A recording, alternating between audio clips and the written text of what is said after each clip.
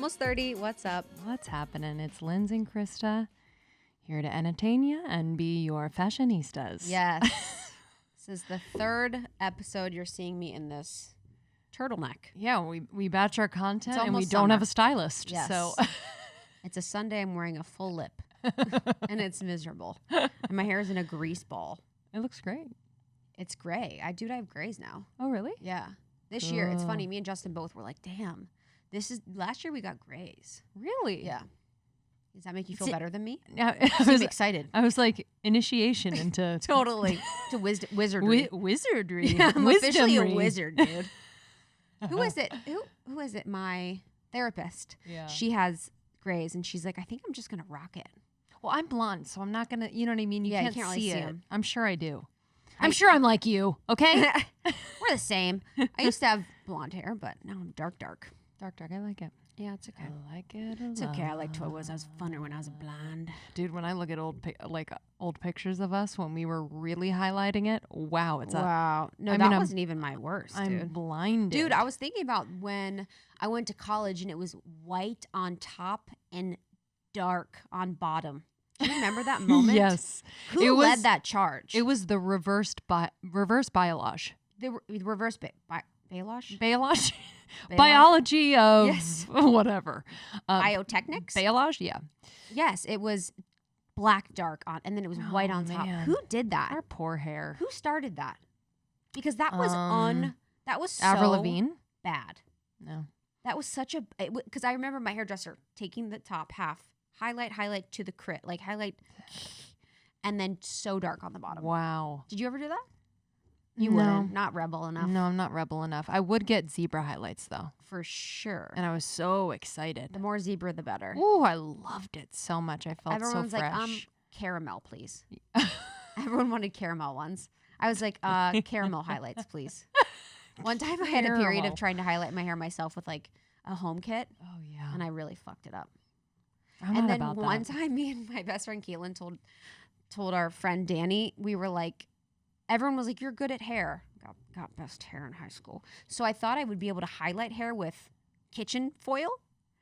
So we painted highlights using kitchen foil. It's so heavy duty. It's so heavy duty, and wrapped her hair in kitchen foil with these like fake highlights we painted on her head. We thought it would be like so easy. Her parents were pissed. Oh, okay. Because then you got to pay a few $100s to get it fixed. Pay a few hundred. It was so funny. That my was the thing when I God. was growing up, I think, until probably I was 26. Every guy I dated was like, you be a bomb hairdresser. I loved doing hair as well. Really? Oh, I didn't even like it. Loved it. I loved doing. I would pretend I was doing hair for people's like proms and winter balls and stuff. Yes. I loved it. Yes. As many bobby pins as possible. Yes. Yeah. I it would was tease fun. everyone's hair. Yeah. I got to college and no one really teased like I teased. So I remember when I did people's hair before dances, and one of my friends, Emily, I did her hair. We looked like Bride of Chucky. Our hair was this high. It was like curled.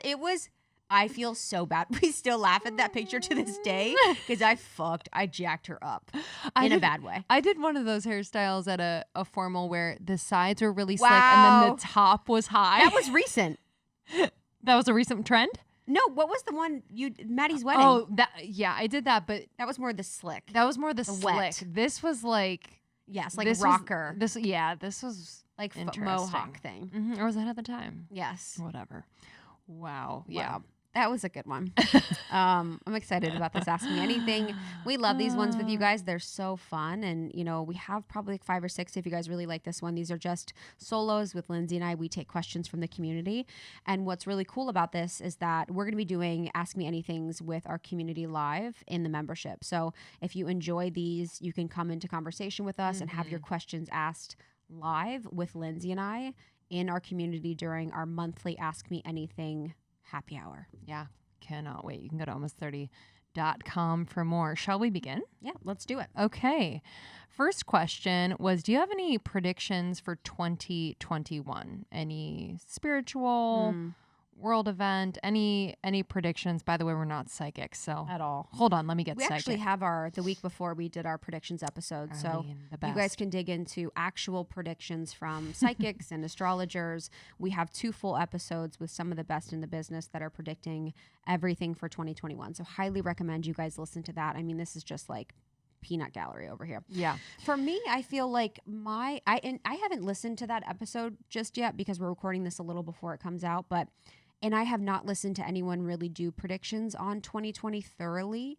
2021 or 2020? I said 2021 yeah, thoroughly. okay. Yeah, I haven't heard any predictions really on 2021, but my overall thought and feeling is that there is going to be a reshuffling of hierarchies. And so that's in government, and that's even online when people are looking to influencers or looking to leaders. I just feel like people are going to really realize that they can take their power back, and we're kind of breaking down the illusions of a hierarchy of power, of those structures. And I also think that the spiritual community is going to get really, really hot. I feel like the past couple of years have been wellness focused. People really love wellness. People are really like into that. And I feel like people are going to be even more into spirituality than ever. And people are going to be having their spiritual awakenings and looking for answers. And I feel like there is going to be a lot of confusion within the spiritual community about who is legit and who is not. And it's going to be a really beautiful thing to have people go through spiritual awakenings. But if you are, it's also a really challenging time. It can feel lonely. It can feel isolating. It can feel jarring because, maybe a lot of what you've known to be true is not true. Everyone has their range of emotions, but I think that that's going to be really hard for people to understand and go through. So I think the spiritual community is going to have like a shakeup. Yeah, and it requires discernment because I think with anything that is quote unquote popular, there will be, I guess like I'll just say darkness, but like fill in the blank that will want to I think it's unintegrated people that will want to take advantage of those that are truly authentically seeking, in this case, a spiritual awakening or to deepen their spirituality. So I think it requires true discernment and, coming back to yourself and asking like, does this feel right? Does this feel true? Does this feel good to me? Because it's not, not every spiritual teacher, leader, healer, etc. is for everyone. And not every teacher or healer is in it for the right reasons. So you just have to have discernment. I think that will be huge. And I think even for us in the past, year, it's been interesting to be like, oh, wow, that person is not about their biz. And that person is really not a spiritual person in the way that my understanding of spirituality is always bringing it back to why you're creating or responsible for or a part of or a participant of the experience you're creating.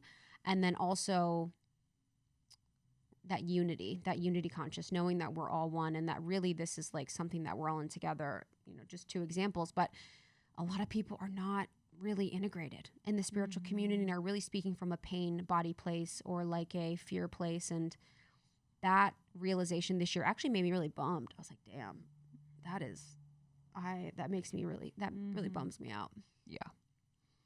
I'm like by nature, and this bites me in the ass sometimes, but just kind of a trusting person. And so like if I, have an experience where I feel kind of not duped, but I'm just kind of like, oh, I'm almost bummed about myself because I'm like, damn, like turn up your, I don't know what that is. Tone up your discernment. Yeah. Totally. I've had that. It's just, I listened and I heard it, but I was like, oh, I don't want to be judgmental and I don't want to.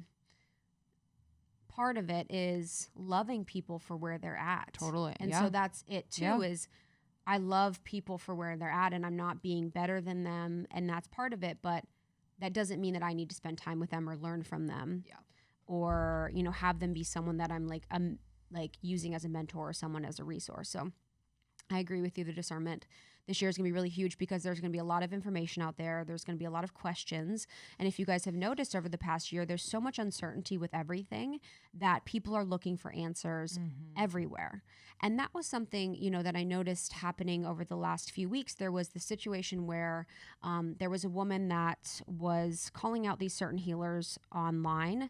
And one of the healers that they called out was actually probably half of them were people that we know that are in the space, and fine for people to express their opinion. But what was interesting was seeing how the call to action was to sort of not listen to them, cut them out. And then in the comments, I noticed people were like, what do you think of this person?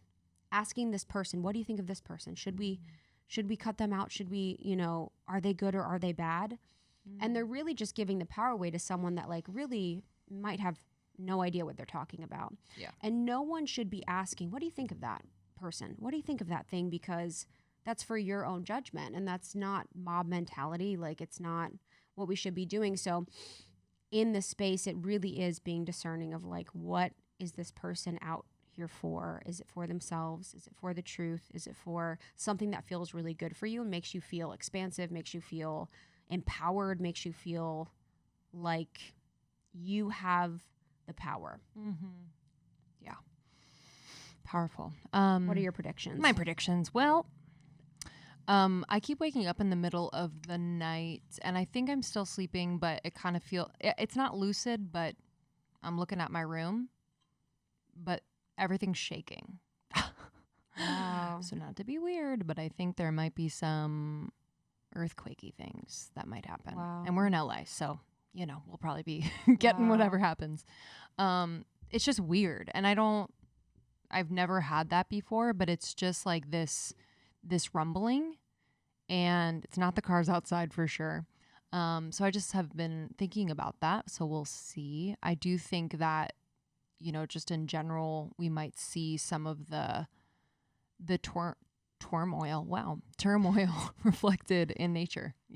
I think a lot of people have been saying that, but that feels true to me. That feels very true to me. And yeah, I just think that, continuing from 2020, which was a year where I was getting very clear about what's really important to me, and realizing where I felt very attached to a thing, an outcome, a place, like LA, for example. I thought I'd be here forever, and this is where I would settle, et cetera, et cetera. And that's fine. But I think just observing where I become really attached to a situation, a future situation, and how much more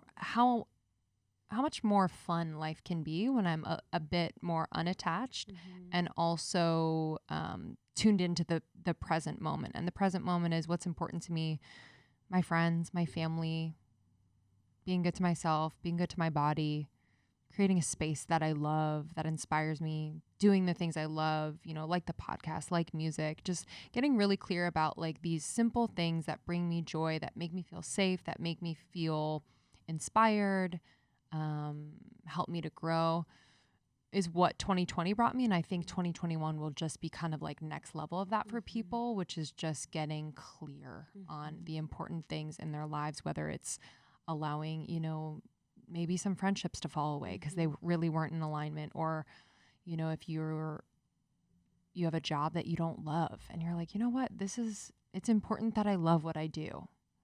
And some people will be like, it's actually not important to me what I do for money, but like, I really want to get down with that hobby that I love doing. Maybe I'm going to turn it up there. So I think that's going to become more apparent to people.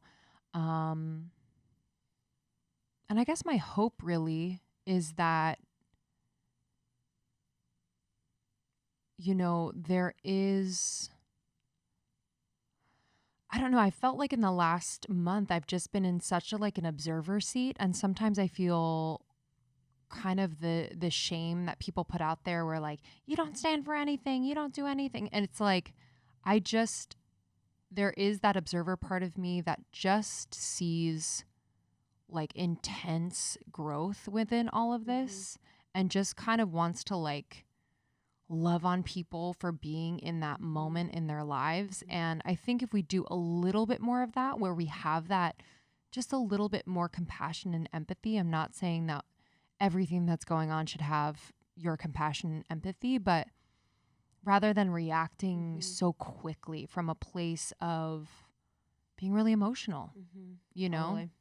I know I was talking to Joey today and we were talking about Twitter, and he's like, dude, sometimes I can't even look at my Twitter because every 16 minutes there's a tweet that's like a reaction or emotion to something. And I'm like, God bless your nervous system. Like, honestly, like your nervous system should be priority over a reaction to something. Legit. Because, or just everyone like take the energy and like make change. Like do whatever you want, but actually make change. And I'm not saying that voices don't matter, but it's like, what's really going on here? What is this really doing? How is this really making any sort of a change? I think it is, but is the reaction in 5 minutes to everything making change? You know? Yeah. Well, I think, you know, there is in that moment kind of, you're catching the wave, baby. yeah, you're abandoning, you kind of abandon yourself because you're just like, let me throw myself into whatever this spiral of energy is and not actually think about how do I truly feel? Also, what is real? Also, like, do I need to be reacting in this moment? Am I being called to respond right now? Or is this just kind of a nervous system, to your point, reaction to this? And I think it just delays any sort of truth telling between you and you, you know? 100%. Yeah, that was like, you know, one of the questions we had, which was, you know, do we feel the pressure to always speak out on every single thing that's going on? And, you know, I did a post about this a while ago that was like, whenever we're believing that an influencer, celebrity, famous person, whatever, someone we follow on Instagram that we believe has a lot of followers or influence should be speaking out on something, we're really outsourcing any opportunity for us to do any critical thinking by relying on them to do the regurgitation or the critical thinking or the information sharing.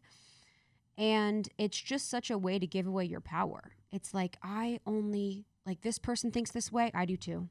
This person says this thing, I do too. And it's like, where are you in this? Like, where is your opinion and your thought? And I always want our community to always feel like, that's what makes me upset, because it's like, this influencer, this person doesn't have any more power than you do. You know, I never want anyone to feel like they don't have complete power over speaking their truth and saying what they feel and being passionate about what they want to be passionate about and believing that someone else has more power than them. You know, you don't want to continue to give your power away and just believe that all these people have more of an impact than you do, because it's not true.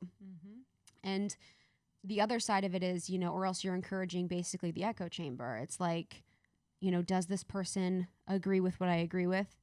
And if they do, then I feel safe because I don't have to challenge my critical thinking, or I am part of a group that thinks the same, so I'm never going to be exiled or whatever. You know, there's like a mentality around that, and there's such a beautiful nuance to following or listening to or being in community and friendship with people that don't always agree with you and people that don't always have the same opinion as you. It's one of my favorite things about my life is the range of perspectives and beliefs and opinions. And I've learned so much from being able to be in rooms with people that think differently than I do. And I think that's what the internet is for, is to really expand our mind rather than just be a part of, you know, an echo chamber. Definitely. And I also, you know, just from my personal experience and perspective is like, I personally don't know what resharing someone else's post is going to do. You know, especially with what's gone on in the last month, I trust that y'all are seeing everything. So I actually don't know what me resharing says or helps. So I really didn't feel comfortable adding to that onslaught. And I also like, I didn't feel comfortable sharing a slew of information that like I haven't researched. I don't know. Do I think, all these things that have happened recently are terrible? Yeah, it's fucked up. Period. The end. And then I also don't know all the facts and I don't feel comfortable. My intuition says, don't share all of this. Like, we don't know what's really going on all the time. We just don't know, period. And so that's kind of where I've been, where I'm like, how do I want to contribute here? And for me, I always want to be honest with myself, and then I want to be honest with people who follow me. And I also I do want to bring like joy and light. And I don't think that is inappropriate when we are going through some hard times. And I don't think it discounts people's experiences. I am more than happy to like have these conversations with people in DMs one-on-one, etc. But like, I really want to honor how I want to show up to social media, and it is not to necessarily repost for the 100,000th time a post that someone's created. So totally, it's just my and it's also again, like social media, like everyone knows social media is not real life. We all talk about that. We know that it's like there's such a performative aspect to social media in itself. The nature of social media is performative. So if we understand that in our minds, we should also understand that just because someone isn't sharing a repost of something doesn't mean they're not actively in conversation, right, active behind the scenes and all these things. So people should have the right to show up in this tiny sliver of their life that exists online in the way that they want and in the creative expression that they want, instead of funneling their entire psyche into this like space that's like just incredibly performative. And I just wanted to read this beautiful comment. I had a message from one of our community members when I posted about just wanting to empower our community to really just know that their voices matters as much as an influencer, and that they can do the critical thinking themselves, and they can do, speak their truth on what's going on. This is from KP. And she says, admittedly, I've fallen deep into the trap of wondering and questioning why people aren't commenting. But this perspective is everything. I know you had access and give your energy just to address the topic, and I'm so appreciative. When I reflect as to why I started questioning, I'm left with the reality that it wasn't even my own thought of which triggered it. It's the words of other influencers stating that everyone should be talking about it. I so appreciate your words and your voice. Thank you for the reminder that I'm a perfectly intelligent, capable being of deciding what I want and what's important to me. And that's the damn fucking truth. I was like, yo, that's the whole thing, dude. Wow. You guys are fucking capable of changing the world, having your own opinion, speaking your own fucking truth, and you don't need any fucking influencer who may not be what's real telling you how to feel and what to do. 100%. Whew, that's powerful. I love her. Wow. All right. Bye, everyone. Bye-bye. Bye-bye. Let's do a breath. Peace and love, baby. Peace and love. We're just coding that with some peace and love and the awareness that we're all growing. Yeah. Okay, so hilarious predictions. Anyways, those were fucking hilarious. And I'm going to grow a third arm. That's my prediction. Honestly. Bye-bye. I'm going to hit 100 figs. I'm going to hit 100 figs and have a beach body for once. I'm going to have a fucking beach body. I love this one. Would you like to see spirits or not? So would you like to see spirits if you could or not? Ghosts or spirits?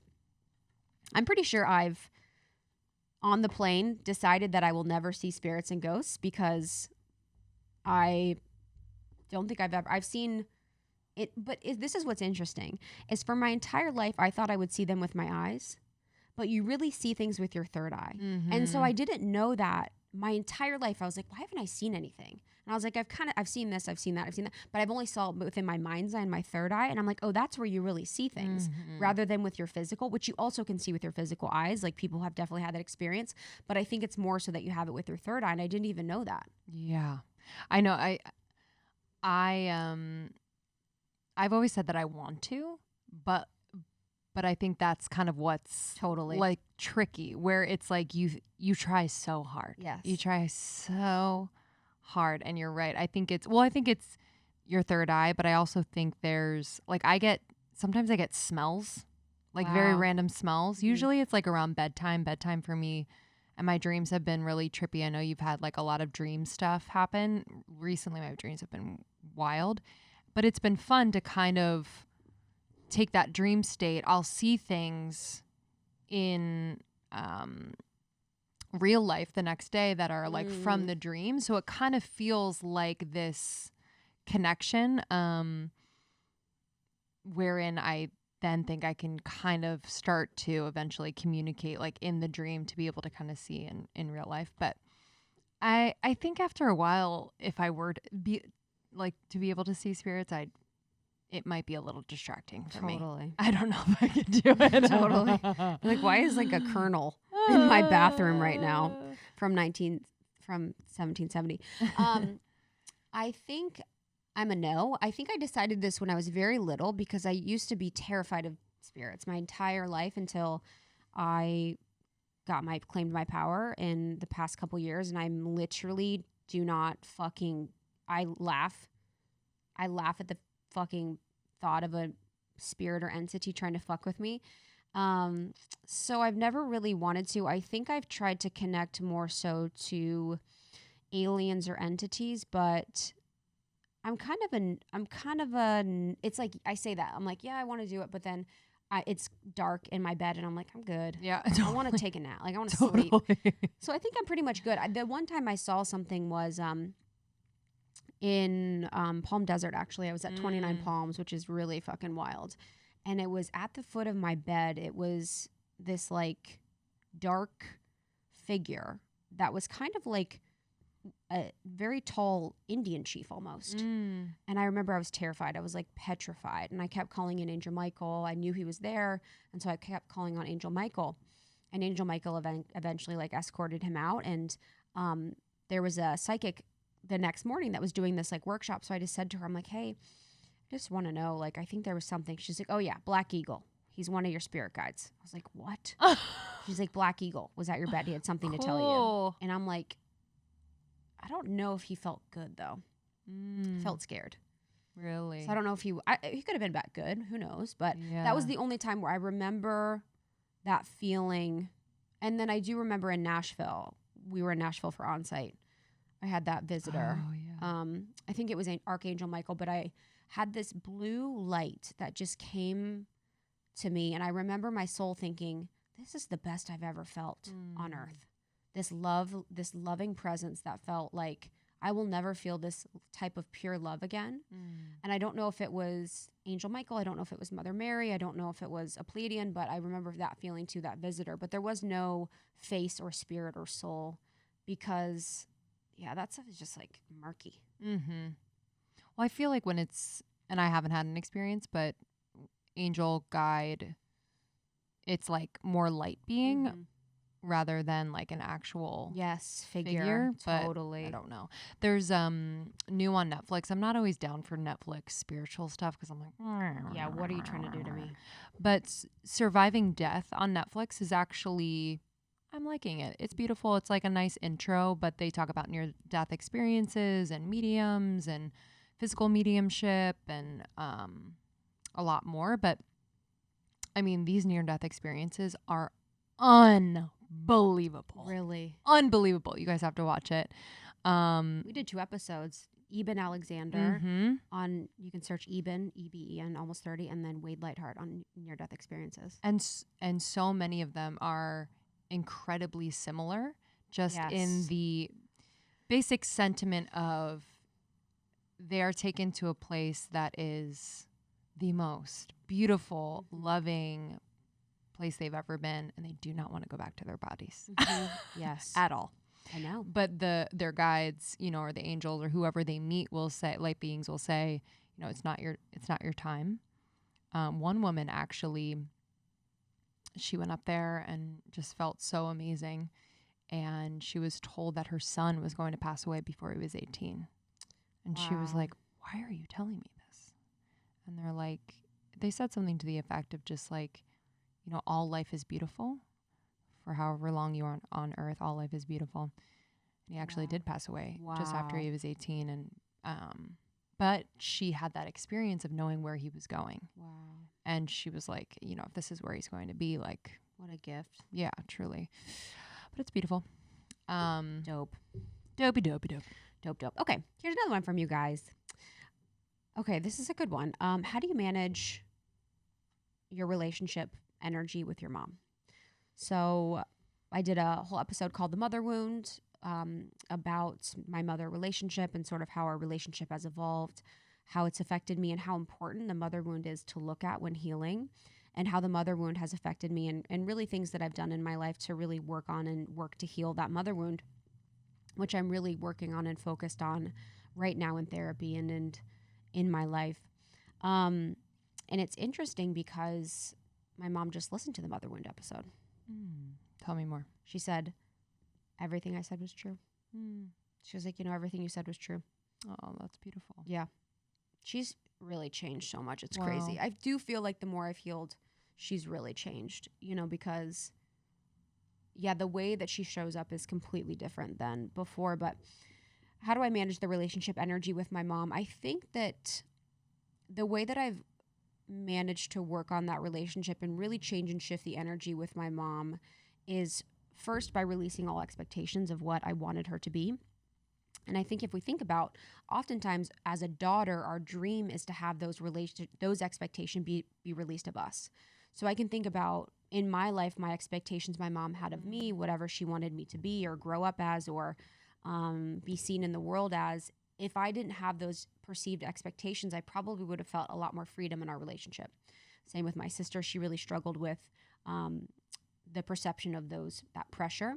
And so I release all expectations of her to be my best friend, of her to be my, you know, confidant, my mentor, of her to be anything less than just who she is. Yeah. And that has helped immensely, where I now show up with like little expectation, which feels freeing, which feels liberating, because oftentimes with family, it's very quick before we're kicked off into the spiral of they always do this, they always say this, they always act like this, they're always doing this. Yes. And it is a crazy loop that we often go in. So to just stop, if we can, that loop and just try and create that new experience for ourselves where we're having a fresh new experience with them without any expectation, without going into the loop of they always do this, is really freeing. So it takes a lot of time and effort, but it can be really nice to just treat it as if like it's a fresh relationship. I love that. Yeah, mine is a little different. I had an experience over the holiday where I felt like I was yet again kind of taking on what my mom was feeling and feeling the responsibility to hold it, to process it, to fix it, make it better. And I just realized how heavy that felt and how it actually affected my romantic relationship with Sean. And he actually like called it out and was like, I know you had that conversation with your mom. And I just felt like after, you know, something was a little bit different. And yeah, I think, you know, in a past life, we were definitely sisters 100% or I was her mom and she was my daughter. And I just, for you, it's probably brothers. Probably brothers. Ours are dead. Yeah, I mean, damn, I love my mom so Angel. much. And I think that I have a hard time sometimes, like, just watching her on her journey of life, you know, because she'll always say to me, you're so much wiser than I ever was and I am now, which I appreciate. And also sometimes I'm like, I think you have less fear. Yeah. She's super wise. Yeah.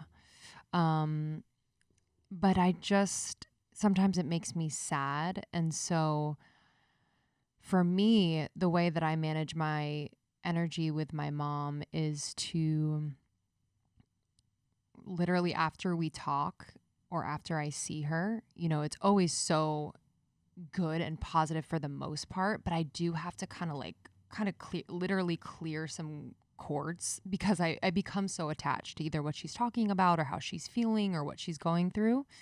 And I think just for me, you know, to be able to function and be in my own energy, I really have to do a little bit of like clearing. I was working with my therapist on that, who's also kind of like an energy healer, just being able to release that. But then also being very clear, because I had this narrative of, yeah, I feel like I'm processing my mom's emotions and these aren't actually mine, but they are mine. Wow. And it's like mine that I have been kind of unwilling to recognize and process myself, related to whether it's a relationship with my mom or even like with my dad or things like that, where I kind of, because I've been the middleman for so long between my parents and just in general in life, kind of that balanced Libra rising, I don't necessarily sit with like my emotions and process them. I kind of feel like I'm taking on others and doing my part there. But yeah, it's definitely mine, and it's mine to process. And I think also just being very open with my mom, like very open with how certain conversations make me feel, or saying out loud, like, you know, I really wish in this moment that I could solve this for you, and I know that I can't, and you know, I will be here to love and support you, but I'm kind of releasing any responsibilities that I feel in this moment. And it just kind of helps her to understand that, wow, my daughter actually like is truly affected in these moments when I'm sharing with her how I'm feeling, and that's okay. But I sometimes feel like when we are really in our emotions, anyone, that we forget how the other person might be taking it on. And so like it is just kind of explaining in the moment how I'm feeling, which kind of helps everything come to the surface and into awareness. But yeah, it's ongoing. It's definitely ongoing. And yeah, I've been thinking a lot about like, okay, next chapter of life, like what will it be like with my parents?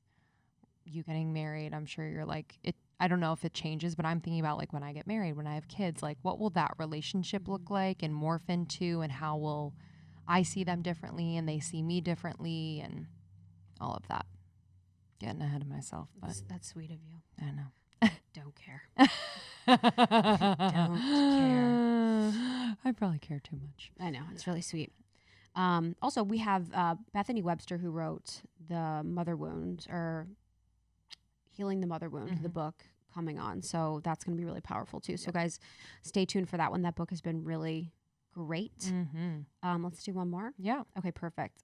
Do you ever have to suppress your esoteric side? Yes. Yeah. Yes. When I was home, I was not home, but I was in Florida for Thanksgiving. And there was, I think there was just my dad and his girlfriend, and then two of our dear family friends. And they were like, what do you do? Like, finally, they were like, what do you do? And I'm like, oh, I have like a radio show. Because I'm like, what do I say? Yeah, what do you say? And they're like, oh, yeah, cool. What's it about? And I'm like, spirituality. They're like, yeah, you know, I took a paranormal class in college, and there's just no evidence for any of it. And I'm like, paranormal class? I'm like, what the fuck are you? Like, literally the conception and belief that like paranormal is spirituality. Completely. I was like, damn, They're like ghosts, right? Yeah, I was like, I know a lot of it's bullshit. Like, I was just like, whatever, dude. I don't even know. You just like abandon your whole belief system. I You're literally like, abandoned I was like, yeah, thinking about changing it to what do you think I should have it be about? But it's just, don't care. Yeah. You know, not that I don't care, but it's really like, people are going to think what they think. People are going to do what they do. So I think in the moments where I am finding myself suppressing my esoteric side, I find those to be more of the esoteric experience. Because in those moments where it's rubbing up against me not being esoteric, I'm actually having to re-examine and really look at the way I show up, what I feel. Am I in judgment of this person? Yes, I am. I was in judgment of him. Am I belittling myself? Am I dimming my light? Am I all of these things? Am I seeing him for who he is? Am I seeing him for his trauma, whatever? So those can be some of the more esoteric experiences when we are not in an exoteric experience. Sometimes when we've been in really esoteric, in quotes, whatever, containers, whether it's a healing or a ceremony or whatever, it feels too forced for me. And I actually don't always like it because I'm like, oh, this feels cornily esoteric. Right. I'm like, everyone is trying too hard to be something and it feels inauthentic to me. So I think we can make life as interesting and as beautiful and as spiritual as we really want it if we really just pay attention to it. And I find like the most esoteric moments are like with myself sometimes. So I actually am filled up that way. And then also I do feel like I have the friends and the not really the family, but like the friends that like I can talk to and have these conversations and feel fulfilled in those conversations and in that exploration. But then, you know, I notice when I place expectations on relationships or conversations where I want them to be more esoteric or more whatever, and how that is kind of a lesson in itself. Totally. You know what I mean? Yeah. Justin always teaches me that, like, he can be really deep and he's super spiritual, but sometimes him bringing light to things is all the medicine I need because I am like Totally. deep. Yes. Deep. Sometimes Sean will look at me just for so long and then just like smile. Yes, like, that's me. I'm like, okay. Yeah, literally. He's like, yeah. Elisa Romeo told him when we did our session that she's like, Lindsay's not always going to make sense. I love that. And She's it's like, okay. Lindsay's a little slow. You're like, she's a fucking idiot. Yeah, like, they're like, Lindsay earmuffs. Lindsay's a second grade reading level. But it was like, so thank true. you so much. Because he's so logical and so in his head that like sometimes when I'm talking about things, he's just like, that's me. huh? Sometimes I just get tired yeah. talking to Justin and I just do half sentences. And he's like, what the fuck are you talking about? I'm like, don't you understand? I can teach him how to know exactly what you're talking totally. about. I've learned that this year. I'm like, you need to let everyone in on the full. You say 2 words and I'm like, yeah, it's usually work stuff. Yes. And I'm like, about the membership. And you're like, literally, I'm like, webpage blue. You're like, yeah, we got to redo that copy. I'm like, you got it, baby. But that's, on the piece of suppressing yourself, that's what's really beautiful about the membership. And a lot of the reason why Lindsay and I did it, because we wanted to have a space where people could just let their freak flag fly and just really express that fully. Because growing up in Ohio and, moving from Chicago to New York and finally to LA, where I found my community and people that I really felt like I could express that spiritual side of me, I didn't feel that. I felt really lonely on my spiritual path. So with Almost 30, we started it because we felt that loneliness. We wanted to help people feel less alone. So within the membership, it's going to be a really beautiful container for people to like really dig in a beautiful space to be themselves. On that, membership enrollment closes on January 31st. Yep. So we're really excited. It's going to be beautiful. We can't wait to see you guys there. Thank you so much for being a part of our community and supporting Lindsay and I and just hearing these conversations out with an open heart and open eyes. We have a few more Ask Me Anything episodes out. And if this resonated with you, would love for you to share with a friend. That's how we've grown. And that's just the best way to serve, our beautiful friendships. Yeah, we appreciate you so much. And thank you so much to our sponsors for this episode. As always, we just want to share brands and products with you that we truly love and use and believe in. So this episode is sponsored by Blue Blocks, Hum Nutrition, Four Sigmatic, and Kin Euphorics. You can get all discount codes and links in our show notes as well as on almost30.com. Yes. All right. We'll see you guys on the next one. Make sure to sign up for the membership if you feel called. You can go to almost30.com. Our new website is super fresh, easy to navigate, and has all the good things. Yeah, we love you so much. We'll see you on the next one. See you soon. Bye.